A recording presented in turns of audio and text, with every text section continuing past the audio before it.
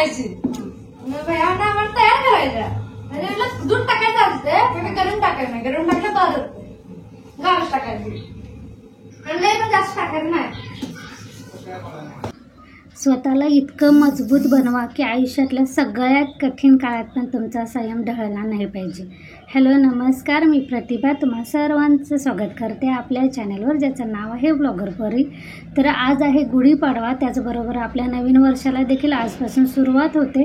तर तुम्हा सर्वांना नवीन वर्षाच्या आणि गुढीपाडवाच्या खूप खूप शुभेच्छा. तर इथे आमच्याकडे ना आज गुढी उभा केली जाते, त्यासोबतच आज घरी ना गोड नैवेद्य बनवला जातो. शक्यतो गावाकडे प्रत्येकाच्या घरी पुरणपोळीच बनवली जाते, पण म्हटलं मी होळीला पुरणपोळी बनवलेली आहे ना, तर कसं मुलं पण मोठे झाले त्यामुळं जास्त तेवढंच एखाद दुसरी खातात, तिथून पुढे नाही खायला जात. म्हटलं आज काही तर गोड वेगळं बनवूया म्हणून मी आज पुरी बासुंदी, मसाले भात आणि कुर्मा असं बनवणार आहे. तर इथे मी ना पहिल्यांदा मसाले भात बनवते. तर मी मसाले भातात बाकीच्या भाज्या अजिबात काहीच घातल्या नाहीत, कारण मी कुर्मा बनवणार आहे. त्यामुळे मी भातामध्ये भाज्या नाही घालणार, अगदी साध्या पद्धतीनेच मसाले भात बनवणार आहे. तर कुर्म्यासाठी मी फ्लावर आणि हिरवे वाटाणे पण आणून घेतले होते मार्केटमधून. तर ते बाहेर काढले, कारण भात इकडे फोडणीला टाकलं ना की मला तिकडे ते भाजीची तयारी करायची आहे. तर इकडे ना कांदा, टोमॅटो, आलं, लसूण आणि आपला खडा मसाला मी तेलामध्ये भाजत घालते. तोपर्यंत तिकडे मला वरणासाठी डाळ लावायची होती. त्यासाठी मी तुरीची डाळ, मुगाची डाळ धुवून घेतली, त्यात पाणी, हळद घातलं आणि ते इकडे कुकरला लावून दिलेलं आहे. म्हणजे कसं दोन्ही बाजू ना कामं चालू होतात. आणि इथे मी तांदूळ ना, हे आमचं घरचंच आहे, मी दोन्ही पाणी काढून चाळणीमध्ये ठेवलं होतं. आणि ते कांदा आणि टोमॅटो भाजल्यानंतर मी तांदूळ भाजायला घातले. बारीक गॅसवर तांदूळ चांगलं भाजू द्यायचं. तांदूळ भाजले ओळखायचं कसं, तर आपल्या नखामध्ये घ्यायचं. तांदळाचे 2 तुकडे झाले ना की समजायचं की आपले तांदूळ भाजून झालेले आहे.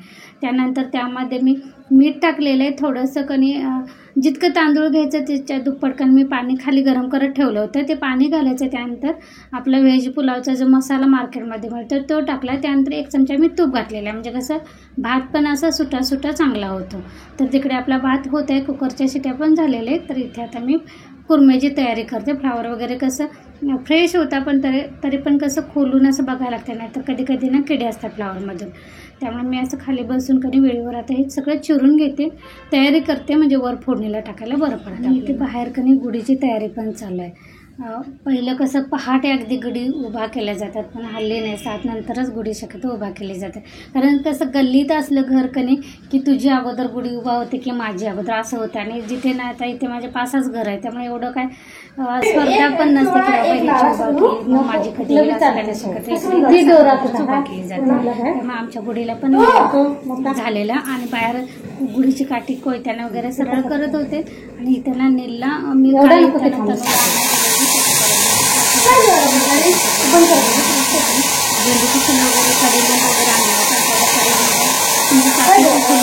चाफ्याच्या फुलांच्या माळा केल्या जातात, पण हल्ली ना चाफ्याची फुलं जास्त मिळत नाहीत. त्यामुळे थोडंसंच कधी पलीकडल्या काकीनेच मला छोटीशी माळ करून दिली होती. तर मी इथं झेंडूची फुलं आणली होती, त्याची माळ ना नील करतो म्हटलं. मी त्याला असं दोन्हीकडे कसं सुई वगैरे होता येत नाही ना, म्हणून ते ओवून त्याला सांगत होते की कसं कसं करायचं. त्यानंतर ना कडीलिंब, आंब्याची ढाळ पण लावली जातात गुढीला जागी जागी असं नाव, किंवा ब्लाऊज पीस लावले जातं. काही जण साड्या लावतात, काही जण झेंडा लावतात. त्यानंतर त्यावर कलश वगैरे अशा पद्धतीने गुढी उभा केली जाते, सजवली जाते पूर्ण, आणि त्यानंतर उभा केली जाते. तर तिकडे पोरांच्या माळ पण तयार झालेले आणि इकडे माझा मसाले भात झालेला आहे. आता मी इकडे ना हे बाजूला ठेवते आणि भाजी फोडणीला टाकते. म्हणजे कसं कुर्मा एकीकडे झालं की अजून मला पुरीसाठी पीठ पण मळून ठेवायचं आहे. त्यामुळे कुर्मा एकीकडं टाकते आणि एका बाजूचा गॅस की माझा असं बारीक लागायला लागला आहे, त्यामुळे कसं पटापट होईना झालं. त्यामुळे मला खालची एक सिंगल शेगडी आहे की मी शक्यतो तिचा वापर नाही करत, कधीतरी जास्त जेवण असेल तरच वापर करते. पण ह्या मोठ्या शेगडीचं की एका बाजूला बारीक लागल्यामुळं मला ती आतून एक सिंगल शेगडी मला बाहेर काढावी लागली आणि ती पण मी खाली ठेवली. तर तिथे मी काय करते, हे वरून फोडणीला टाकलं की खाली शिजायला ठेवते, असं करते. त्यामुळे माझं पटापट आवडलं होतं. तर इथे कुर्मा मी साध्या पद्धतीनंच करते. म्हणजे ह्याला मसाला कसं कांदा, टोमॅटो, ओलं खोबरं, आलं, लसूण हे मी मिक्सरला वाटण करून घेतलं होतं. त्यानंतर तेलामध्ये जिरं मोहरी टाकायची, कांदा टोमॅटो टाकायचा. त्यानंतर हा मसाला टाकायचा, घरगुती कोल्हापुरी लाल तिखट टाकायचं. जर तुम्हाला घरगुती कोल्हापुरी लाल तिखट हवा असेल तर माझ्या कम्युनिटीला मी माझा नंबर दिलेला आहे, त्यावर तुम्ही कॉन्टॅक्ट करून माझ्याकडून ऑर्डर करू शकता. आमच्या म्हणजे मी जसं घरी वापरते ना त्या पद्धतीने जर घरगुती कोल्हापूरची लाल तिखट तुम्हाला हवी असेल तर इथे मी भाजी फोडणीला टाकली. त्यानंतर शक्यतो थोडंसं गरम पाणीच घालायचं, गार पाणी घालायचं नाही, तर मग भाजीला चव जाते. तर थोडं गरम पाणी घातलं कारण मला असं सुकीच करायची आहे, कारण मी वरण पण बनवणार आहे. त्यामुळे जर तुम्हाला ग्रेव्ही टाईप करायचं असेल ना तर थोडंसं पाणी राखून बंद करा. मी इथे कोरडीच केली होती. तर इथे माझी भाजी झालेली आहे. त्यानंतर मी पुरीसाठी ना थोडंसं गव्हाचं पीठ, रवा मी आजच्या पुरीमध्ये नाही घातलेला कारण गव्हाच्या पिठाचीच मी पुरी बनवणार आहे. तर मीठ, साखर, थोडंसं तेल आणि गव्हाचं पीठ पाणी घालून मी घट्ट असं मळून ठेवलेलं आहे. म्हणजे आपण चपातीला कसं जरासं मऊ मळून ठेवते तर तसं पुरीला नाही. पुरीला पण थोडंसं घट्टच मळून ठेवायचं कारण ती भिजल्यानंतर अजून थोडंसं सैलसर होतं म्हणून. त्यानंतर इथे मी वरणना फोडणीला नाही टाकणार आहे. डाळ त्याने शिजवल्यानंतर पातेल्यामध्ये टाकले आणि वरून मी कोथिंबीर, हिरवी मिरची आणि मीठ, हळद थोडंसं टाकायचं आणि बारीक गॅसवर शिजवून घ्यायचं. अशा पद्धतीनेच मी साधं सिंपल वरण पण ठेवलेलं आहे. 10-15 मिनिट आपलं पुरीचं पीठ भिजतोपर्यंत मी की नाही भांडी लावून घेते, कारण जाळ्यामध्ये भांडी भरपूर पडलेली आणि जेवणाची पण भांडी पडलेत.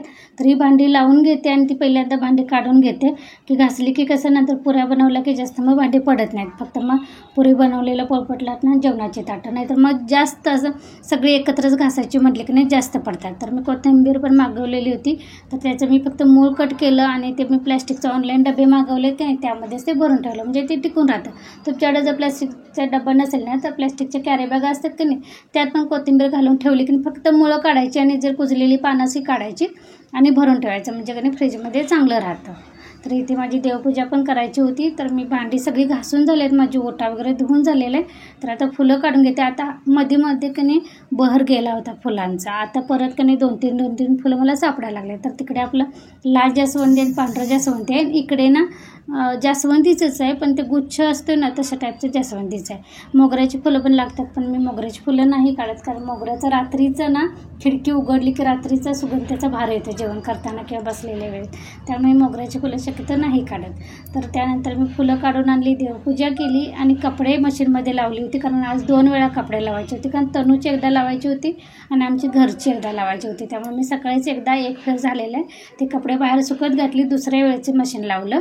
आणि ते बघा गडबडीच्या नादानं मी चिनी मातीचं छोटीशी अशी बरणी आणली होती लोणचं किंवा लाल तिखट ठेवण्यासाठी.